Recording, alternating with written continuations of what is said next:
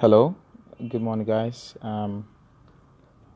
Always a privilege to come your way on a Monday morning with the Light Up Your World broadcast, and I'm very thankful for this day, this beautiful day. I'm very thankful for health, for life, for strength to be alive and to go about my duties. And I just wanted to encourage brethren, like I always do, mostly on Mondays, to go light up their world. And recently, I've been studying a scripture, and that scripture is John chapter 12, verse 24. Jesus said, "Verily, verily, I tell you the truth, unless a grain of wheat falls down and it dies, it remains alone. But if it dies, it produces much fruit." So, as somebody called to go out and light up your world, we have certain expectations of what fruitfulness is, what success is, what prosperity is. But Jesus was about to die, and then he spoke about it, that is the pathway to fruitfulness. But the disciples didn't want him to die, because when we think of God going to bless us, going to cause us to be fruitful, we have some ideas in our mind about how it's to happen. And unfortunately, if you live in such an instant generation, that wants things now, it becomes a lot more of a struggle to allow ourselves to go through the process, because when we start something, we want to see the results now. And I always like to give my own personal example of how I grew up playing basketball and football all my life, but I had a very bad habit.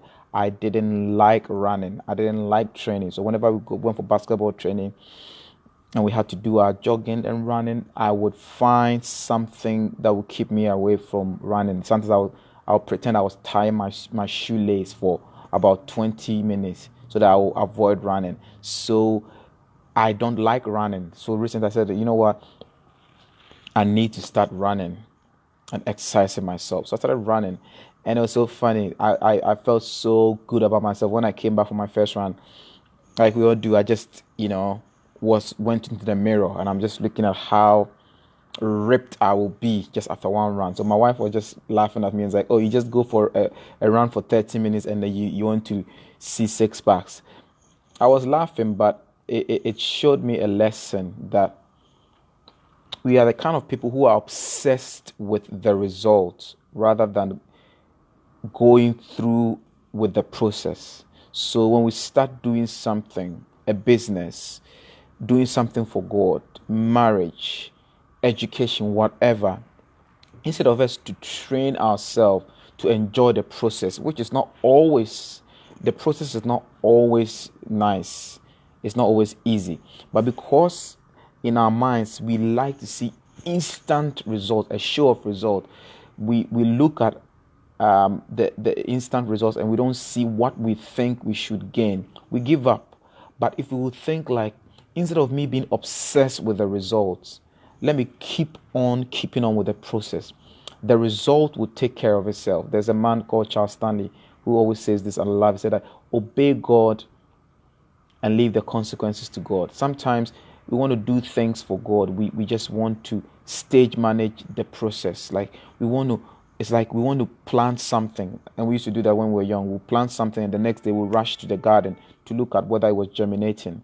And sometimes we are almost tempted to dig out and take the seed to see whether it's germinating. But the thing about growth, even in natural processes, that it happens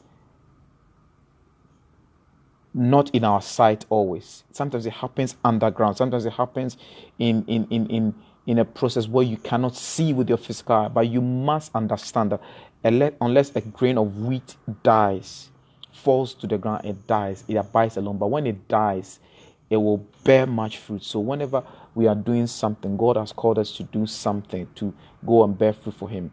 Let us be focused on doing the things. If it's something calls us to do spiritual, Let us not, let's say, do it one day and let's look for a result. God calls you to go and love somebody, and then you just go and then you love them and be kind one day, and you just think, oh, they will change tomorrow. No, keep on doing that. Keep on going. And God calls you to start a ministry like He's called us to start a ministry. People will give you pressure. People will come and ask you, oh, so how many people are coming? What have you been doing? Have you? And it has a tendency to put a whole lot of pressure on you. So I just want us to encourage us today as we go out to light up our. Jesus said, the pathway to fruitfulness involves death sometimes. So the fact that you are in a process or in a stage of your life where you think your body is, or like you are going through something that is almost akin to death, does not mean that you are not going to be fruitful. When I went for my run, I came back. I felt pains in my leg and my body. But because I've been told that in fitness, that is when your body is breaking down to reconstruct. So I actually felt happy that the pains in my leg means that my muscles which were tense, are loosening up and they are being reconstructed. In the same way, sometimes we are sowing spiritual seed, and it may be painful. Let us not give up. So this morning, I want to encourage you, go light up your world. Whatever you are going through, remember Jesus said that except a grain of wheat shall fall down, it abides alone. But when it falls down and it dies, it produces many seeds. So stay blessed and have a blessed day. Thank you. Bye.